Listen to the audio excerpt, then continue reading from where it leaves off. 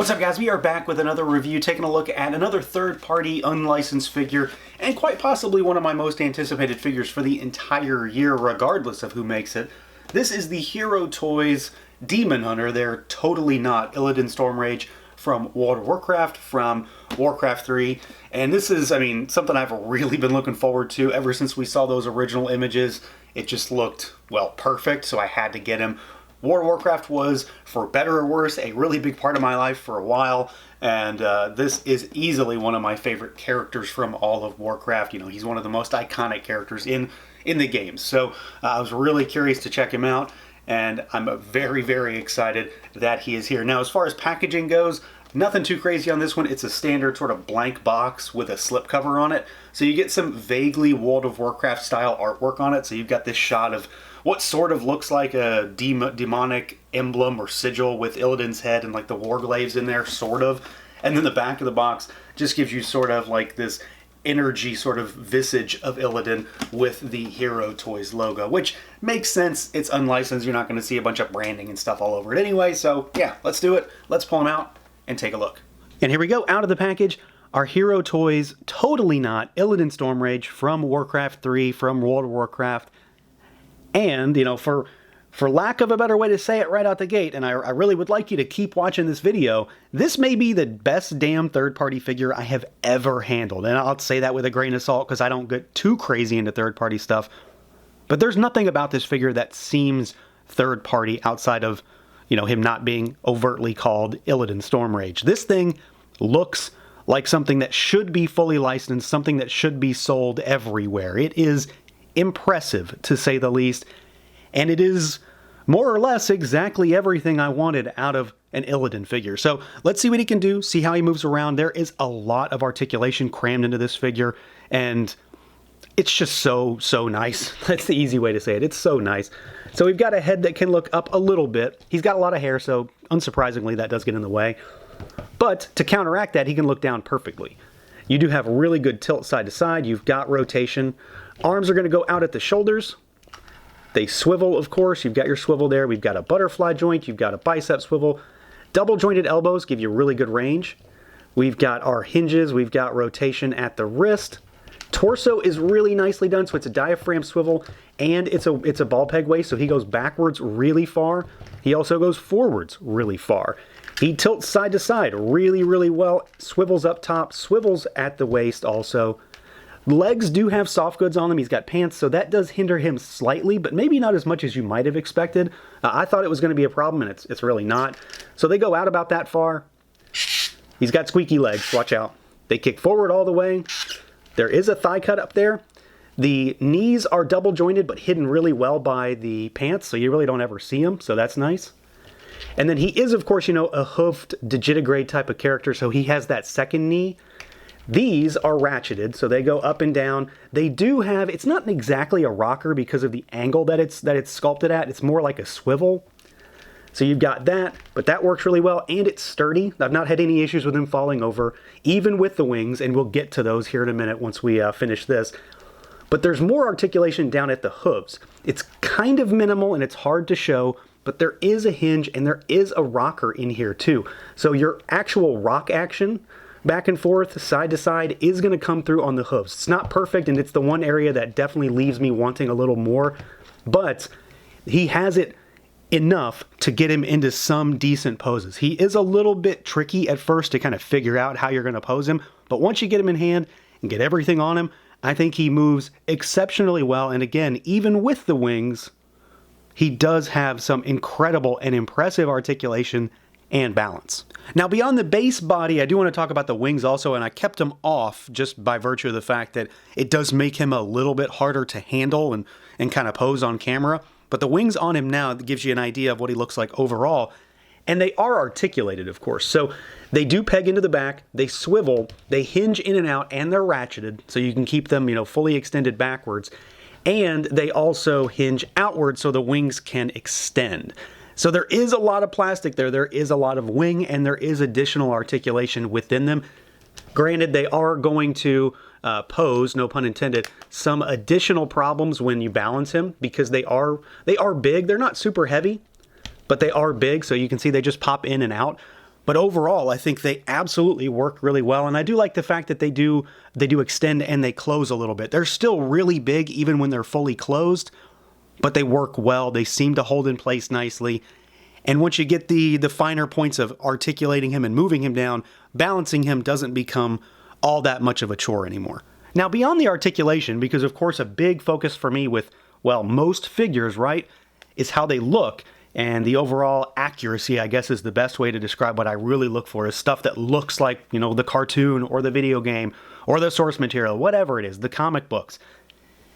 This thing is so impressive on every single level that I don't really know which aspect of it I want to focus on most, because not only does he move well and come with some incredible accessories, when it comes to the visuals, it's incredibly impressive. There is so much here that I could probably drone on, like I am now, for a good 10 minutes on just how this figure looks, because he's so impressive from top to bottom. Not only is he incredibly well sculpted, absolutely covered in paint, he's humongous. I mean, I really can't stress enough how large this figure is, and that makes sense for Illidan, specifically being, you know, a WoW character and a boss type of character. It makes sense there, but even without the wings, he's really big, but the wings themselves turn him into something entirely different. They're huge, they're menacing, they have a great presence.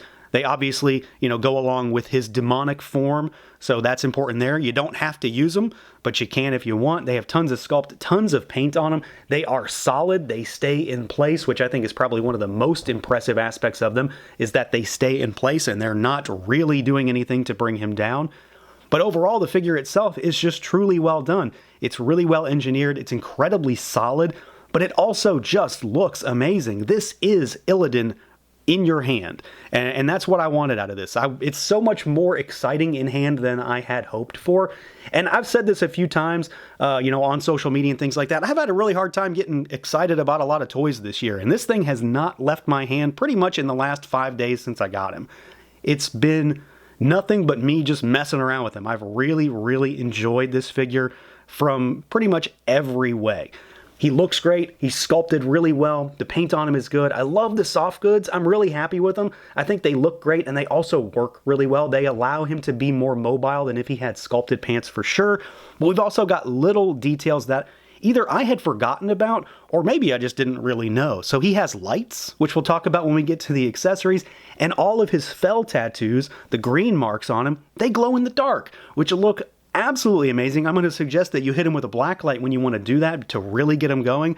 But once he's glowing, he really glows, which of course goes along with his demonic form. So there's a lot of things that kind of play up a couple different sides of Illidan here, I suppose.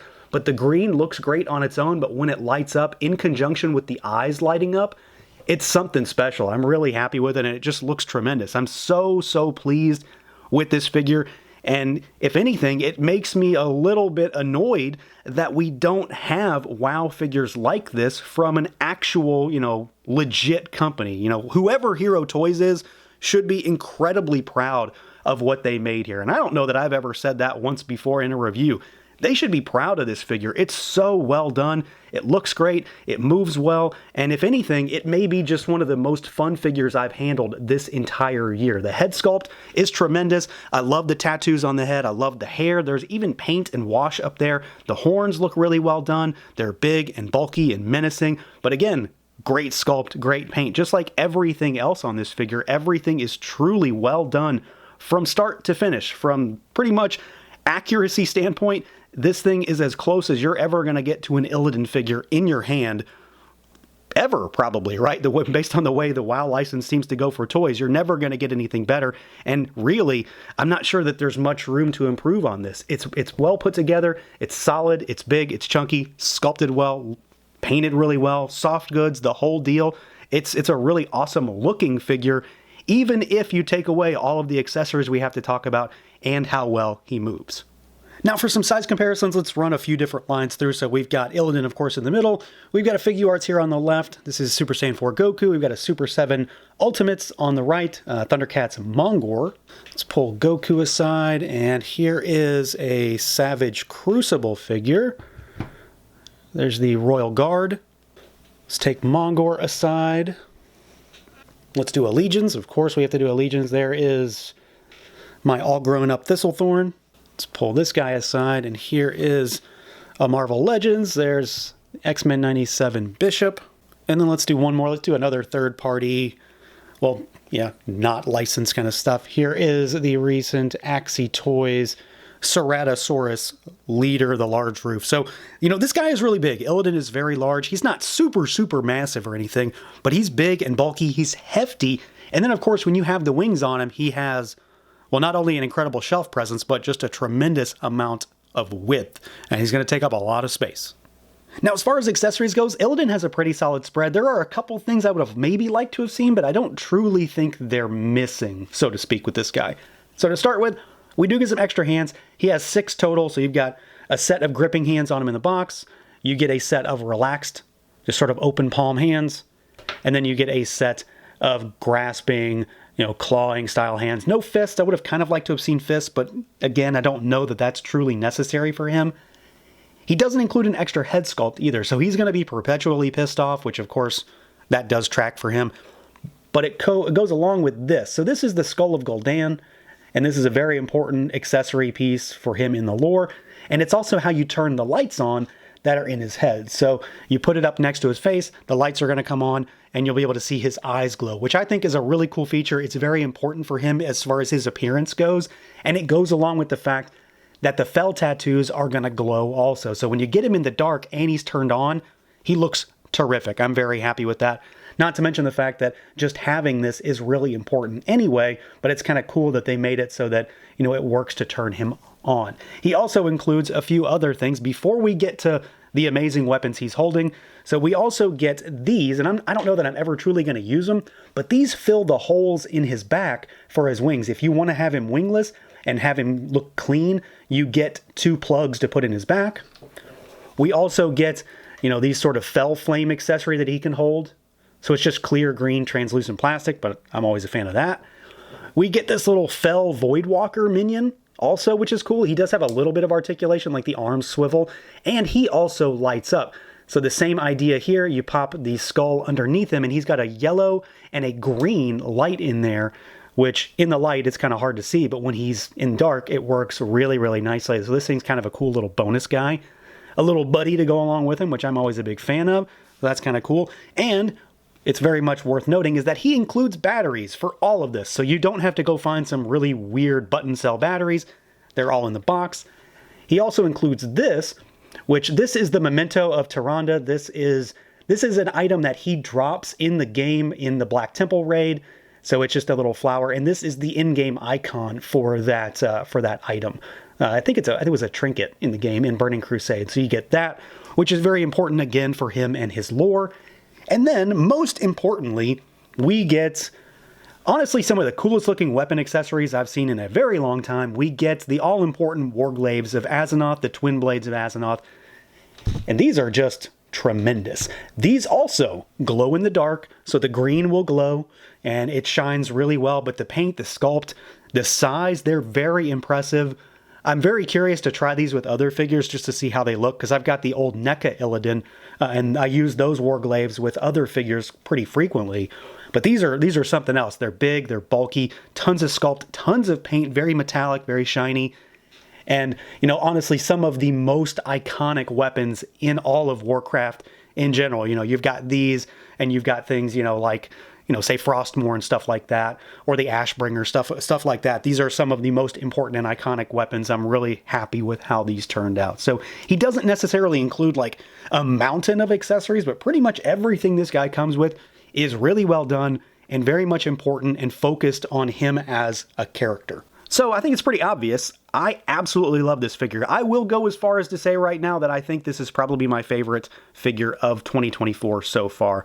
I would be hard-pressed, assuming I can get the motivation up to actually make a list this year, to think that he will not appear on my top 10. It's so impressive, from size to the feel to the build quality to the overall articulation, the look, the glow in the dark, the lights, the bonus stuff that he comes with, the weapons. I can't stress enough how amazing the Warglaives look in hand.